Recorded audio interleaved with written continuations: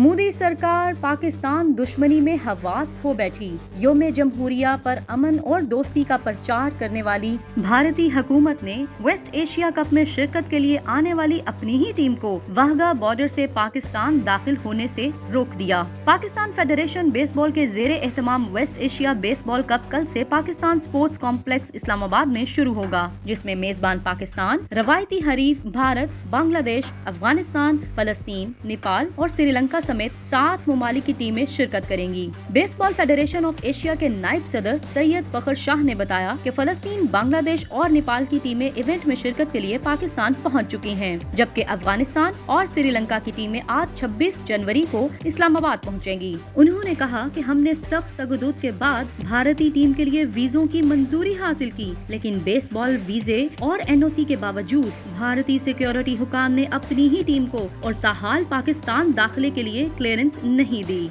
इससे कबल भारतीय हुकूमत ने कबड्डी वर्ल्ड कप में शिरकत करने वाली भारतीय टीम को कई घंटे बॉर्डर पर रोक लिया था। International tournaments round robin league system के तहत खेला जाएगा। पाकिस्तान बेसबॉल फेडरेशन के सदर सैयद फखर शाह ने बताया कि टूर्नामेंट के तमाम इंतजामात मुकम्मल हैं। इवेंट के कामयाब इनेकाद के लिए पाकिस्तान स्पोर्ट्स बोर्ड और स्पोर्ट्स बोर्ड पंजाब के भरपूर ताउन पर मशकूर है। उन्होंने भारतीय टीम को बरवक्त वीजों के इजरा के लिए विफाकी वजारत दाखिला, वजारत बैनुस्सूबाई राबता और पाकिस्तानी सफारत खाने की कोशिशों को भी सराहा। भारतीय टीम की इवेंट में शिरकत के इम्कानात के हवाले से उन्होंने बताया कि भारतीय बेसबॉल फेडरेशन के साथ मुसलसल राब्ते में है और कोशिश है कि रवायती हरीफ भारतीय टीम की वेस्ट एशिया कप में शिरकत यकीनी बनाई जाए। उम्मीद है कि आज इस हवाले से अच्छी खबर मिलेगी।